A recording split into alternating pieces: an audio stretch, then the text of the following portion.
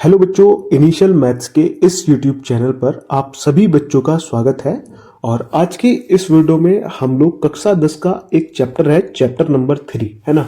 तो उस चैप्टर का एक सबसे मोस्ट इम्पोर्टेंट क्वेश्चन करने वाले हैं, जो कि आपसे बोर्ड एग्जाम सन 2026 में गणित के पेपर में पूरे 6 नंबर का पूछा जा सकता है ना।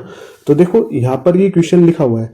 देखो भाई, क्या होता है, अक्सर बच्चे ऐसे क्वेश्चन को करने से बहुत ज्यादा डरते हैं, पर मैं आपको आज एक गारंटी देता हूं, इस वीडियो को एक बार पूरा देखो आप लोग। अगर आप में से हर एक बच्चा ऐसा क्वेश्चन नहीं कर पाए तो मुझसे बोलना, है ना। तो भाई 6 नंबर का ये क्वेश्चन पूछा जाएगा। आओ चलो इसको देखते हैं, ये क्वेश्चन होता कैसे, है ना। देखो भाई, वैसे तो मैंने यहाँ पर ऑलरेडी इस क्वेश्चन को कर रखा है, अब मुझे ना तुमको समझाना है। तो मैं सबसे पहले आपको एक बार इस क्वेश्चन का ओवरव्यू दूंगा, फिर उसके बाद आपके सामने इस क्वेश्चन को करके दिखाऊंगा, है ना। तो देखो हम लोग स्टार्ट करते हैं इस वीडियो को। तो यहाँ पर क्वेश्चन लिखा हुआ है और क्वेश्चन नंबर 3 है ये, है ना। और इस क्वेश्चन को सबसे पहले ना पढ़ो। जब भी ऐसा कोई क्वेश्चन हो थ्योरी वाला, उसको सबसे पहले पढ़ो। तो इस क्वेश्चन को पढ़ेंगे हम लोग। क्या बोल रहा है देखो, 5 वर्ष बाद जैकब की आयु उसके पुत्र की आयु से 3 गुनी हो जाएगी, है ना। अब अगली लाइन पढ़ो, 5 वर्ष पूर्व जैकब की आयु उसके पुत्र की आयु की 7 गुनी थी, उनकी वर्तमान आयु क्या है। देखो इस सवाल की जो सबसे इंपॉर्टेंट लाइन है वो यही है। क्या पूछ रहा है उसमें, पूछ रहा है कि उनकी वर्तमान आयु क्या है ना। अब हमको तो नहीं पता कि उनकी वर्तमान आयु क्या है, तो हमको निकालनी पड़ेगी, है ना। और जब भी हमको कोई चीज नहीं पता होती तो उसको हम लोग एक्स और वाई के रूप में मान लेते हैं, ठीक है। तो यहाँ पर उत्तर में चलेंगे हम लोग इसके। देखो मुझे नहीं पता था इन दोनों की वर्तमान आयु क्या है, तो मैंने इसको मान लिया। तो सबसे पहले क्या लिखा देखो मैंने, माना पुत्र की वर्तमान आयु, है ना। पुत्र और उसके पिता जैकब की बात हो रही है, तो सबसे पहले पुत्र की वर्तमान आयु मैंने क्या किया कि उसको x वर्ष मान लिया, है ना। देखो आपको ये जो साइड में चीजें लिखी हुई दिख रही है 10 वर्ष और 40 वर्ष, ये मैंने निकाल करके बताई है, बाद में उत्तर यही आएगा। तो इसको 2 मिनट साइड कर लो, है ना, 2 मिनट इसको भूल जाओ। आते हैं वापस से हम अपने सवाल पे, है ना। तो पुत्र की वर्तमान आयु कितनी मानी मैंने, x वर्ष मान ली, है ना। अब मैंने क्या किया, माना जैकब की जो उसका पिता है उसकी वर्तमान आयु कितनी मान ली मैंने, y वर्ष, है ना। क्योंकि पिता और पुत्र की आयु तो कभी सेम नहीं हो सकती, क्योंकि अगर मैं इसको x मानता और इसको भी x मानता तो वो सेम हो जाती। तो इसलिए मैंने क्या माना, बेटे की आयु x वर्ष मान ली और पिता की आयु क्या मान ली, y वर्ष, है ना। इतनी चीज कर ली बस। सबसे सबसे अच्छा काम जो है इस सवाल का वो मैंने यहाँ पर कर लिया, है ना। अब देखो क्या करेंगे हम लोग, यहाँ पर देखो इस सवाल में ना तुम्हारी समीकरण बनेंगी, 2 समीकरण, जिसमें तुम्हारी x और y की वैल्यू निकल करके आएगी, है ना। जितने आपके पास वेरिएबल होते हैं उतनी ही समीकरण होती है। जैसे यहाँ पर x एक है और y दूसरा है, तो 2 समीकरण बनेगी, है ना। अब समीकरण कैसे बनेगी, उसमें क्या करना पड़ेगा आपको, इस सवाल को पूरे ध्यान से दोबारा से पढ़ना पड़ेगा, है ना। कैसे देखो, शुरू से पढ़ो। क्या बोल रहा है कि 5 वर्ष बाद जैकब की आयु उसके पुत्र की आयु से 3 गुनी हो जाएगी। तो वो कब से बात कर रहा है भाई, 5 वर्ष बाद से बात कर रहा है। जो उसकी आज की आयु है ना, उससे 5 वर्ष बाद की बात वो बोल रहा है कि जैकब की आयु उसके पुत्र की आयु से 3 गुनी हो जाएगी। अब मुझे तो उनकी वर्तमान आयु पता है, तो मुझे तो नहीं पता 5 वर्ष बाद कितनी होगी। तो सबसे पहला काम क्या होगा मेरा, 5 वर्ष बाद इन दोनों की आयु दोबारा से निकालना, है ना। तो कैसे निकालेंगे देखो। अच्छा मुझे एक चीज बताओ, अगर आज तुम्हारी उम्र 20 साल है, 20 साल है, और मैं पूछता हूं तुम आज से 5 साल बाद कितने साल के हो जाओगे, तो तुम लोग कैसे बताओगे, सर 20 साल मेरी उम्र है और 5 साल पूछ रहे हो ना 5 साल बाद, तो मैं इसमें 5 साल और जोड़ दूंगा, तो सर मैं 25 साल का हो जाऊंगा, है ना। तो ये क्या हुआ, मैंने 5 वर्ष बाद की आयु बता दी, आज से बाद की, है ना। तो ऐसे ही हम लोगों ने क्या किया कि जो बेटे की आयु थी उसमें 5 साल और जोड़ दिया, तो उसकी 5 वर्ष बाद की आयु निकल जाएगी, है ना। तो हमने अगला काम क्या किया, देखो यहां पर लिखा हमने 5 वर्ष बाद दोनों की आयु, है ना, 5 वर्ष बाद। तो पुत्र की आयु कितनी होगी, देखो मैंने पुत्र की आयु में x + 5 मैंने यानी कि 5 को जोड़ दिया, तो मेरे पास ये आयु कितनी आ गई, 5 वर्ष बाद की आ गई। ऐसी मैंने क्या किया, जैकब की आयु जो कि y वर्ष थी वर्तमान आयु, उसमें 5 और ऐड कर दिया, तो उसकी 5 वर्ष बाद की आयु निकल करके आ गई, है ना। तो इतना काम कर लिया मैंने। अब देखो इस लाइन को ध्यान से पढ़ो थोड़ा, यहां से यहां तक क्या बोल रहा है वो, कि जैकब की आयु उसके पुत्र की आयु से 3 गुनी हो जाएगी। किससे, उसके पुत्र की आयु से, है ना। जैकब की जो आयु है वो उसके पुत्र की आयु से 3 गुनी हो जाएगी। मतलब जैकब की और उसके पुत्र की आयु बराबर कब होगी, जब उसके पुत्र की आयु से 3 गुनी हो जाएगी, है ना। यानी कि पुत्र की आयु में अगर मैं 3 से गुणा कर दूं तो वो जैकब की आयु के बराबर हो जाएगी, है ना।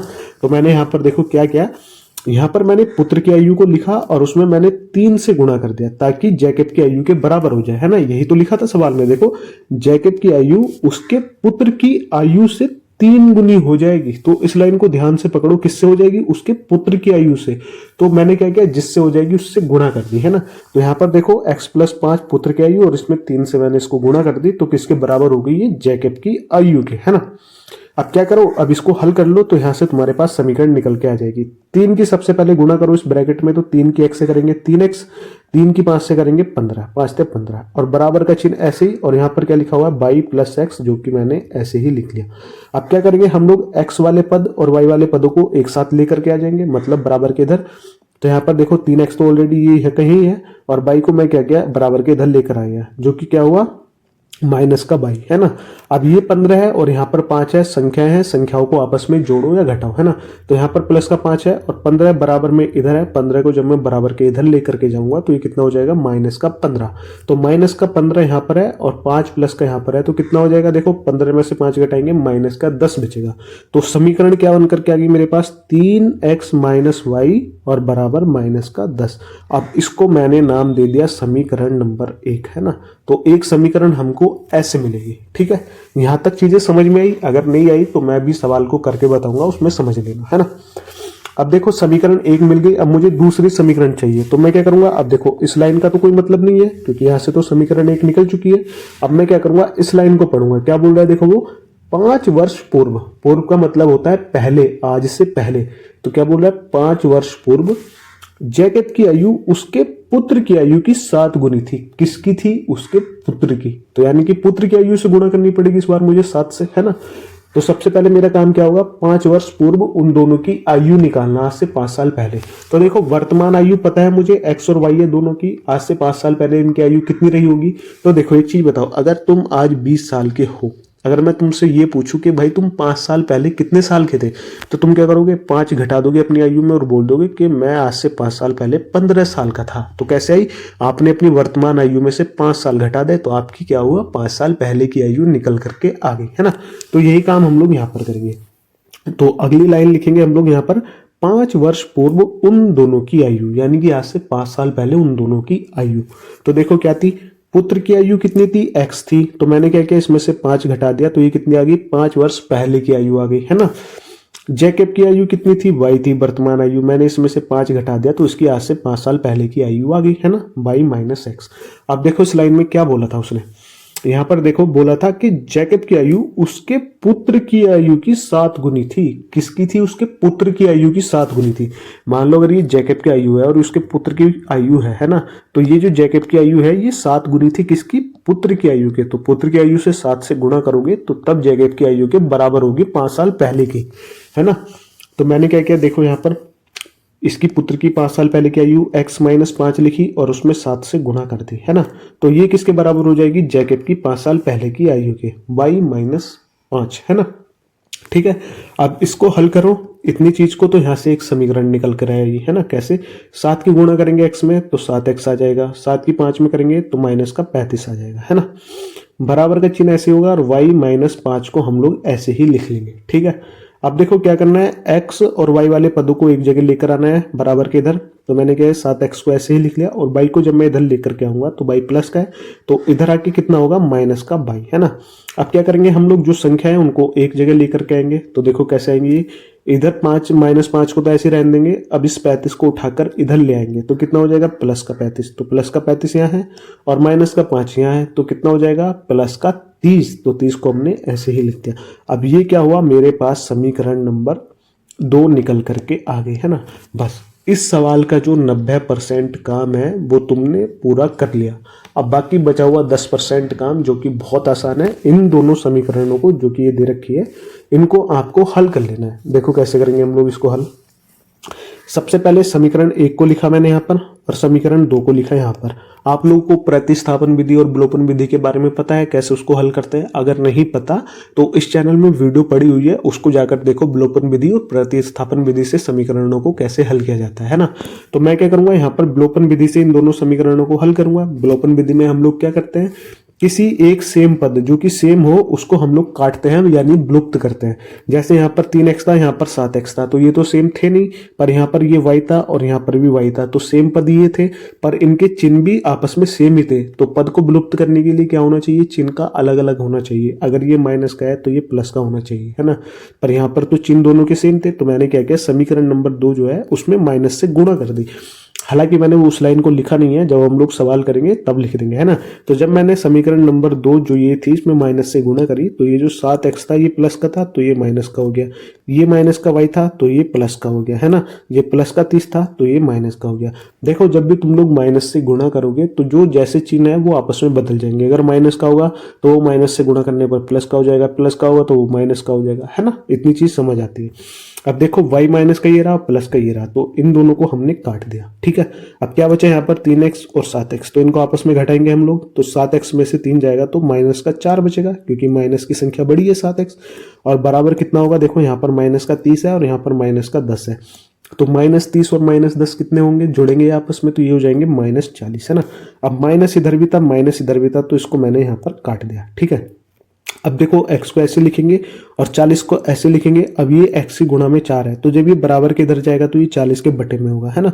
तो यहाँ पर क्या हो जाएगा 40/4, तो 4 से 40 को काटेंगे तो कितना आएगा 10। तो यानी कि मेरे पास जो x का मान निकल करके आया है वो कितना है 10। अब x का मान तो मेरे पास आ गया, मुझे क्या करना है y का मान निकालना है। देखो y का मान कैसे निकालेंगे हम लोग, ये जो x का मान आया है इसको किसी भी एक समीकरण में रख दो, चाहे तो समीकरण 1 में रख दो चाहे फिर समीकरण 2 में रख दो। तो हम लोग क्या करेंगे, इसको मैंने समीकरण 2 में रखा, तो यहां से मैंने समीकरण 2 को उतार लिया जो कि थी 7x माइनस वाई बराबर 30, है ना। तो इसमें क्या करा है, इस x की जगह पर मैंने 10 रख दिया, तो ये कितना हो जाएगा, देखो 7x इसकी गुणा में है तो यहाँ पर गुणा में 10 और माइनस वाई को ऐसे ही लिखा और बराबर में यहाँ पर 30, है ना। ठीक है, अब यहाँ से y का मान निकालेंगे तो 7 और 10 की गुणा करेंगे 70 आएगा, तो y को तो इधर ऐसे रहने देंगे और 70 को हम लोग 30 के इधर लेकर के आ जाएंगे, तो 70 प्लस का है तो इधर जाके माइनस का 70 हो जाएगा। तो यहाँ पर ये माइनस का y है बराबर 30 और माइनस का 70, तो 70 में से 30 जाएंगे तो माइनस का 40 बचेगा और माइनस का y ऑलरेडी था ही मेरे पास, तो माइनस से माइनस मैंने काटा तो y की वैल्यू कितनी निकल करके आ गई 40, जो कि क्या हुआ उसके पिता की आयु निकल करके आई है ना। तो x की वैल्यू 10 थी और y की वैल्यू 40। तो मैंने क्या किया, देखो यहाँ पर x की जगह मैंने 10 लिख दिया 10 वर्ष और y की जगह मैंने 40 वर्ष, है ना। और यही चीज मुझसे पूछी थी तो ये सवाल इस तरीके से हो जाएगा, है ना। मुझे पता है आप लोगों को ये चीज बहुत अच्छे से समझ में आई होगी। आओ अब इसको प्रैक्टिकली करके देखते हैं कैसे होता है। ओके बच्चों, तो अब तक हमने इस क्वेश्चन का पूरा ओवरव्यू देख लिया है कि किस किस तरीके से ऐसे क्वेश्चंस को किया जाता है। आओ अब हम इस क्वेश्चन को पूरा प्रैक्टिकली करके देखते हैं ताकि आप लोगों के और अच्छे से ये क्वेश्चन समझ आ जाए, है ना। तो सबसे पहला काम क्या करना है भाई, चलिए क्वेश्चन को करते हैं हम लोग। सबसे पहला काम करना है कि इस पूरे क्वेश्चन को ध्यान से पढ़ो, है ना। तो इसको पढ़ते हैं, देखते हैं सबसे पहले क्या लिखा हुआ है। बोला है कि 5 वर्ष बाद जैकब की आयु उसके पुत्र की आयु से 7 गुनी हो जाएगी, है ना। कब की बात कर रहा है ये, 5 वर्ष बाद की, है ना। और आगे लिखा हुआ है कि 5 वर्ष पूर्व यानी कि 5 वर्ष पहले जैकब की आयु उसके पुत्र की आयु की 7 गुनी थी, है ना। और आगे लिखा हुआ है कि उनकी वर्तमान आयु क्या है। तो सबसे मेन लाइन जो होती है वो यही होती है क्वेश्चन की, जिसमें वो पूछता है आपको जो चीज निकालनी है। जैसे इसमें क्या पूछा है, उनकी वर्तमान आयु क्या है ना। तो हमको तो नहीं पता कि उनकी वर्तमान आयु क्या है, तो हम लोग क्या करेंगे, दोनों की वर्तमान आयु को कुछ ना कुछ मान लेंगे, है ना। तो चलिए अब इसको हम लोग करते हैं। तो उत्तर में चलेंगे हम लोग यहाँ पर, है ना। तो यहाँ पर लिख देते हैं उत्तर।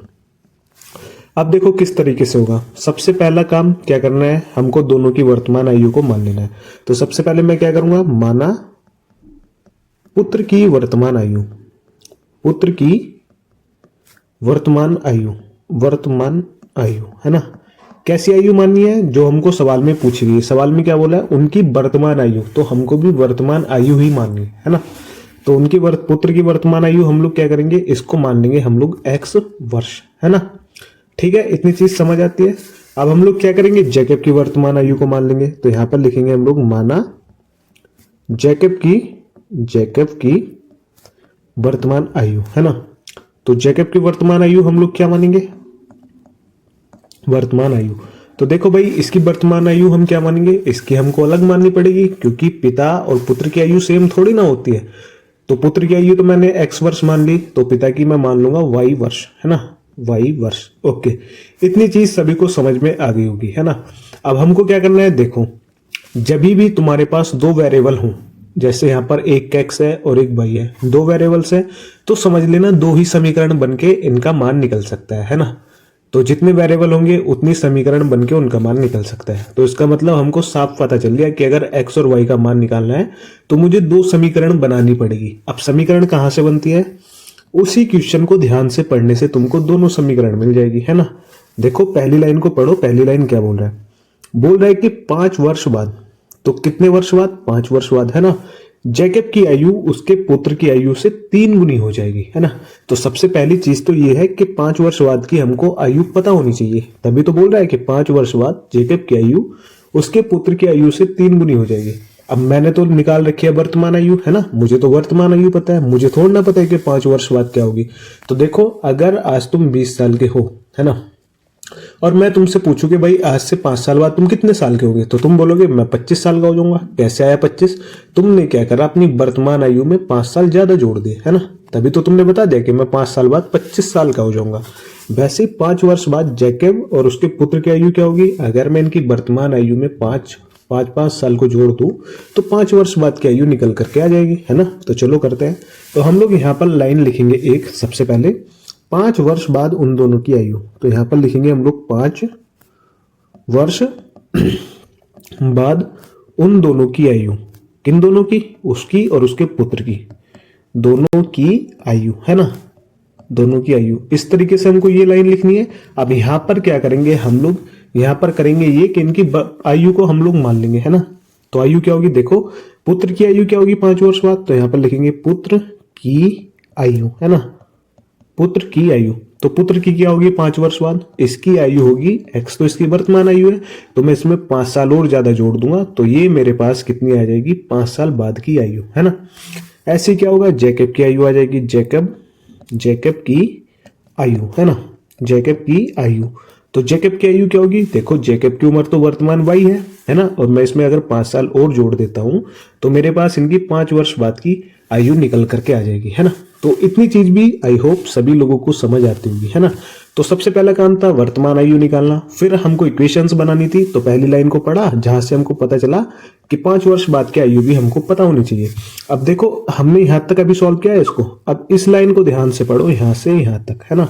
तो इसमें क्या बोल रहा है, बोल रहा है कि 5 वर्ष बाद जैकब की आयु उसके पुत्र की आयु से 3 गुनी हो जाएगी, ठीक है। इसका मतलब ये है कि ये जो जैकब है ना अभी, इसकी जो आयु होगी ना, इसके पुत्र की आयु से 3 गुनी होगी। तो गुणा किस में करनी पड़ेगी, हमको पुत्र की आयु में। अच्छा एक चीज समझो, अगर मैं 5 से 3 गुना में जैकब की आयु को कर देता हूं तो ये तो अपने पुत्र से बहुत बड़ा निकल जाएगा, ये तो बराबर नहीं होगा, और हमको तो चीजें बराबर करनी है। तो इसका मतलब क्या होगा कि जो गुणा होगी ना वो 3 की, वो इसके पुत्र की आयु में होगी, है ना।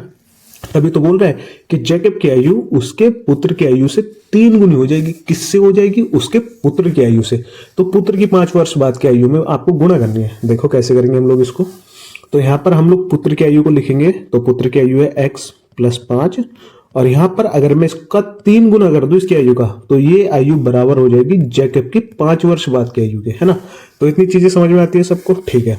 अब हम लोग क्या करेंगे, इसको सॉल्व कर लेंगे इतने हिस्से को, है ना। इसको सॉल्व कैसे करेंगे हम लोग, देखो भाई सबसे पहले तो इस 3 की गुणा इस पूरे ब्रैकेट में करो, है ना। तो करते हैं हम लोग इसको। तो 3 की गुणा अगर मैं x में करूं तो कितना आएगा, मेरे पास 3x आएगा, प्लस 3 की गुणा 5 में करूं तो कितना आएगा, 5 × 15, है ना, और y और प्लस 5 ऐसे, है ना। अब हम लोग क्या करेंगे, जो वेरिएबल्स है मतलब x और y वाली जो टर्म है जो यहाँ पर लिखी हुई है, इनको बराबर के एक साइड रख लेंगे, और जो संख्याएं हैं हमारे पास उनको बराबर के दूसरी साइड रख लेंगे, है ना। तो हम लोग क्या करेंगे, 3x को तो इधर ही रहने देंगे, तो 3x, और y को मैं इधर लेकर के आ जाऊंगा, इस y को, है ना, बराबर के इधर। तो y इधर प्लस का है तो इधर क्या होगा, माइनस का y, है ना। अब देखो 5 संख्याओं को बराबर के दूसरी साइड रखेंगे तो ये तो प्लस का 5 है ना। अब ये जो 15 है भाई यहाँ पर ये जो दिख रहा है, इसको बराबर के इधर लेकर आओ तो ये कितना हो जाएगा, -15, है ना। ठीक है, इतनी चीज समझ आती है। अब इनको हल करो। देखो इसको तो हम लोग हल नहीं कर सकते, तो इसको लिखेंगे 3x माइनस वाई और बराबर। अब यहाँ पर देखो माइनस का 15 है और प्लस का 5 है, तो चीजें जब चिन्ह विपरीत होते हैं, एक दूसरे से अलग होते हैं, तो चीजें घटती हैं। तो माइनस का 15 और प्लस का 5 कितना होगा, माइनस का 10 हो जाएगा, है ना। तो यहाँ पर हम लिख देंगे माइनस का 10। तो यहाँ से भाई मेरे पास एक समीकरण बन गई जिसका नाम हम लोग रखेंगे समीकरण 1, है ना। तो इस तरीके से समीकरण बनती है ना। ठीक है, इतनी चीज समझ आ गई। अब इसका मतलब क्या हुआ, देखो इस लाइन से हमने एक समीकरण निकाल ली यहाँ से यहाँ तक। अब मुझे क्या चाहिए, मुझे तो 2 समीकरण चाहिए थी, तो मैं क्या करूंगा, इस लाइन को तो भूल जाओ, है ना, इसका कोई यूज है नहीं है हमारे पास। अब हम लोग क्या करेंगे, अब सवाल को यहाँ से पढ़ो, यहाँ से पढ़ो, यहाँ से तुमको दूसरी समीकरण देखने को मिलेगी। देखो क्या बोल रहा है वो यहाँ से कि 5 वर्ष पूर्व, पूर्व का मतलब होता है आज से पहले, है ना। पूर्व का मतलब वो पहले, जैसे अगर आज तुम 15 साल के हो तो आज से 5 साल पहले तो 10 साल के होंगे, है ना। तो देखो क्या बोल रहा है वो कि 5 वर्ष पूर्व जैकब की आयु उसके पुत्र की आयु की 7 गुना थी, 7 गुनी थी। मतलब कब से बात हो रही है, 5 वर्ष पूर्व से, 5 वर्ष पहले की आयु पता होनी चाहिए दोनों की। तो देखो इसको कैसे हम लोग निकालते हैं। अगर तुम आज 15 साल के हो, तो अगर मैं तुमसे ये पूछूं कि आज से 5 साल पहले कितने साल के होंगे, तो तुम बोल दोगे 10 साल के। कैसे बताया तुमने, जो वर्तमान आयु थी उसमें से 5 साल तुमने घटा दिए, है ना। तभी तो आपका 10 साल बता दिया तुमने कि मैं 10 साल का था। तो ऐसे हम लोग क्या करेंगे, इनकी जो वर्तमान आयु है इसमें से हम लोग 5 साल को घटा देंगे, तो इनकी 5 साल पूर्व की आयु निकल करके आ जाएगी। तो देखो कैसे करते हैं हम लोग यहाँ पर। तो यहाँ पर हम लोग अगली लाइन को लिखेंगे, यहाँ पर देखो 5 वर्ष पूर्व उन दोनों की आयु, 5 वर्ष पूर्व उन दोनों की आयु, उन दोनों की आयु, है ना, उन दोनों की आयु। अब देखो 5 वर्ष पहले उन दोनों की आयु क्या होगी, तो सबसे पहले लिखेंगे पुत्र की आयु। तो यहां पर लिखेंगे हम लोग पुत्र की आयु, है ना। तो पुत्र की आयु क्या होगी, देखो हमको पता है कि उसकी वर्तमान आयु तो x है, तो मैं इसमें से 5 को घटा दूंगा, तो मेरे पास इसकी 5 वर्ष पूर्व की आयु निकल करके आ जाएगी, है ना। ऐसे ही हम लोग क्या करेंगे, जैकब की मान लेंगे, जैकब की आयु, है ना। कौन सी आयु भाई, 5 वर्ष पहले की। तो हम लोग क्या करेंगे, यहाँ से जैकब की वर्तमान आयु तो वही है, अब इसमें से मैं क्या करूंगा, 5 को घटा दूंगा, तो मेरे पास इसकी 5 वर्ष पूर्व की आयु निकल करके आ जाएगी, है ना।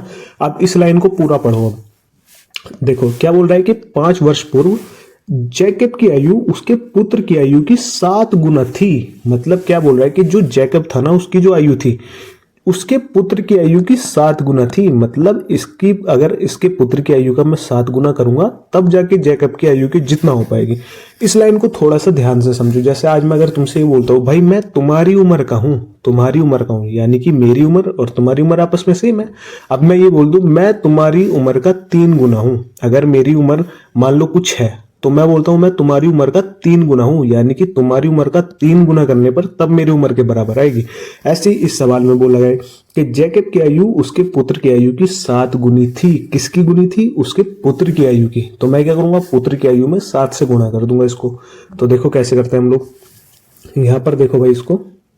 तो यहां पर हम लोग क्या करेंगे, पुत्र की 5 वर्ष पूर्व की आयु जो है वो क्या है, x माइनस 5। अब मैं इसमें 7 से गुणा कर दूंगा। 7 से गुणा इसलिए क्योंकि ये आयु किसके बराबर हो जाएगी, जैकब की 5 वर्ष पूर्व की आयु के, है ना। अब इसको सॉल्व करो जैसे हमने पहले किया था, 7 की गुणा इस पूरे ब्रैकेट में कर दो, है ना। तो 7 की गुणा करेंगे तो यहाँ पर ये 7x आएगा और माइनस 7 पंजे कितना होता है, 35 आएगा, और बराबर y माइनस 5 ऐसे लिखा रहेगा, है ना। अब हमको क्या करना है, जो वेरिएबल्स हैं उनको बराबर के एक साइड लिख लो और जो संख्याएं हैं उनको एक साइड। तो हम लोग क्या करेंगे, 7x को ऐसे रहने देंगे और y को हम लोग अपने पास बुला लेंगे, यानी कि इधर, है ना। तो y जब इधर आएगा तो ये कितना हो जाएगा, माइनस का y, है ना। ठीक है, अब बराबर का चिन्ह लगाएंगे। अब ये जो 35 है, 35 माइनस के 5 के साथ जाएगा, माइनस का 5 तो ऐसे ही है ऑलरेडी, और 35 जब इधर जाएगा तो ये प्लस का 35 होगा, है ना। अब इसको हल करो, देखो 7x माइनस y बराबर 35 और 5, यानी कि चिन्ह विपरीत है दोनों के, प्लस और माइनस, तो चीजें घटेंगी। तो 35 में से जब मैं 5 को घटाऊंगा तो मेरे पास प्लस का 30 बचेगा, क्योंकि प्लस वाली संख्या बड़ी है। ठीक है, अब ये मेरे पास आ गई भाई समीकरण नंबर 2। ठीक है, समीकरण नंबर 2। तो पूरा सवाल तो यहीं एंड हो जाता है, बस 10% काम और बचता है। ठीक है, तो मेरे पास 2 समीकरण हो गई, सॉरी, तो एक समीकरण तो मेरे पास ये रही भाई समीकरण नंबर 1, और एक समीकरण मेरे पास ये रही समीकरण नंबर 2। अब तुमको पता है 2 चर वाले रैखिक समीकरण का जो युग्म होता है उसको किस किस तरीके से हल किया जाता है। या तो प्रतिस्थापन विधि से कर लो या फिर विलोपन विधि से कर लो। तो मैं इसमें क्या करूंगा, प्रतिस्थापन विधि का यूज, सॉरी विलोपन विधि का यूज करूंगा, क्योंकि वो ज्यादा इजी होता है। तो सबसे पहले क्या करना है, यहाँ पर लिख दो विलोपन विधि से, है ना, जिससे भी हल कर रहे हो, विलोपन विधि से, है ना। तो विलोपन विधि से सबसे पहले क्या करेंगे हम लोग, देखो समीकरण को उतारेंगे। पहली समीकरण क्या है, 3x minus Y equal to -10। तो पहली समीकरण है 3x माइनस वाई और इक्वल टू माइनस का 10, ठीक है, ये हमारी पहली समीकरण थी। दूसरी समीकरण क्या है भाई हमारे पास, दूसरी समीकरण है 7x माइनस वाई और बराबर का 30, है ना। तो पहली इक्वेशन तो ये रही, पहली समीकरण, और दूसरी समीकरण ये रही। विलोपन विधि में हम लोग क्या करते हैं, किसी एक पद को विलुप्त करते हैं। विलुप्त कब होता है, जब चीजें सेम हो, यानी कि अगर ये 3x है तो ये भी 3x होना चाहिए था, पर ये तो नहीं है, ये तो 7x है, पर हमको दिख रहा है यहाँ पर y है और यहाँ पर भी y है, चीजें सेम है, हम इसको काट सकते हैं। पर काटने का एक तरीका होता है, चिन्ह विपरीत होने चाहिए। जैसे यहाँ पर ये माइनस का y है ऊपर और नीचे माइनस का y है, तो किसी एक का चिन्ह हमारा अलग होना चाहिए था, यानी कि प्लस का। तो हम लोग क्या करेंगे, या तो मैं समीकरण दूसरे में माइनस से गुणा कर दूंगा या समीकरण पहली में गुणा कर दूंगा, है ना, अगर मुझे प्लस बनाना है। तो यहाँ पर हम लोग साइड में लिख भी सकते हैं इसको कि समीकरण दो में गुणा करने, माइनस से गुणा करने पर, है ना, माइनस से गुणा करने पर, है ना। तो यहाँ पर देखो ये प्लस का 7x है तो ये माइनस का 7x हो जाएगा, ये माइनस का y है तो ये प्लस का हो जाएगा, ये प्लस का 30 है तो ये माइनस का 30 हो जाएगा। अब देखो यहाँ पर हम इसको घटा रहे हैं, तो यहाँ पर लिख देंगे हम लोग घटाने पर, ठीक है। तो देखो भाई यहाँ पर माइनस का y है और यहाँ पर प्लस का y है, तो ये आपस में कैंसिल हो जाएंगे, है ना। अब ये देखो ये प्लस का 3 है और ये माइनस का 7 है, तो प्लस का 3 और माइनस का 7 में जब हम लोग इसको घटाएंगे तो कितना बचेगा, माइनस का 4x, है ना। ऐसे ही हम लोग यहाँ पर करेंगे, माइनस का 10 और माइनस के 30 को जब आपस में हम लोग जोड़ेंगे तो कितना आएगा, माइनस का 40, है ना। अब माइनस यहाँ भी है, माइनस यहाँ भी है, तो यहाँ माइनस से माइनस कट जाएगा, ठीक है। अब x को हम लोग ऐसे रखेंगे और 40 के बटे में क्या आ जाएगा, 4 आ जाएगा, 4, है ना, क्योंकि 4x की गुणा में, और जब बराबर को इधर लांग करके जाएगा तो ये बटे में जाएगा। 4 से 40 को काटेंगे कितना, 10 बार, ठीक है। तो मुझे पता चल गया कि भाई x की जो वैल्यू है वो कितनी आ गई, 10 आ गई मेरे पास। अब मुझे तो y की भी निकालनी थी, क्योंकि y जो था मैंने वो उसके पिता की आयु मानी थी। तो मैं क्या करूंगा, इस x की वैल्यू को मैं समीकरण 2 में या फिर 1 में किसी में भी रख दूंगा, है ना। अगर तुम्हारा मन करे कि समीकरण 1 में रखना है मुझे या समीकरण 2 में रखना है, तो जिसमें चाहो उसमें रख दो। तो मैं क्या करूंगा, इसको समीकरण 2 में रख दूंगा।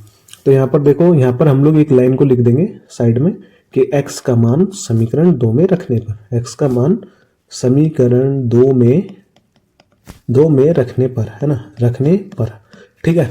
तो समीकरण 2 क्या दे रखी है मेरे पास, वो दे रखी है 7x माइनस वाई और इक्वल टू 30, है ना। इस x की जगह 10 रख दो, तो 7 और गुणा 10 और माइनस का y बराबर 30, है ना। 7 की 10 से गुणा करेंगे 70 आएगा, और ये यहाँ पर माइनस का y है और इधर 30 है। अब 70 को बराबर के इधर लेकर गए हो तो कितना होगा, माइनस का y इक्वल टू 30 और माइनस का 70। चिन्ह अलग अलग है, 30 प्लस का है और 70 माइनस का है, तो इसको घटा दो तो कितना बचेगा, माइनस का y बराबर माइनस का 40, है ना। माइनस से माइनस कैंसिल करो तो y की जो वैल्यू निकल करके आएगी वो कितनी होगी, 40। तो यहाँ से मेरे पास दोनों वैल्यू आ गई, एक तो मेरे पास x की वैल्यू आ गई और दूसरी मेरे पास y की। तो x की कितनी है 10 और y की कितनी है 40। अब मैंने क्या किया था, शुरू में सवाल में इनकी वर्तमान आयु मानी थी यहाँ पर, है ना। इसकी x वर्ष मानी थी और जैकब की y वर्ष मानी थी, है ना। अब x की जगह x की वैल्यू लिख दो, जो कि क्या है मेरे पास 10 है, तो यानी कि 10 ईयर। और y की जगह क्या था, y की वैल्यू थी 40, तो 40 ईयर, है ना। y की 40 थी ना, हाँ ओके, y की 40। तो इसका मतलब जो उसके पुत्र जो था, उसका पुत्र जो था, उसकी वर्तमान आयु है 10 साल और जो जैकब था उसकी वर्तमान आयु है 40 साल। तो इस तरीके से ऐसे सवालों को हल किया जाता है। देखो कितना आसान था, है ना। बस इसी तरीके से आप लोग इसकी प्रैक्टिस करो और हो सकता है इस बार ये क्वेश्चन बोर्ड एग्जाम में है ना, अगर आएगा तो पूरे 6 नंबर आपको दे करके जाएगा। ठीक है भाई, तो बस यही था आज की वीडियो में। मिलते हैं हम लोग फिर किसी नेक्स्ट वीडियो में, तब तक के लिए बाय बाय।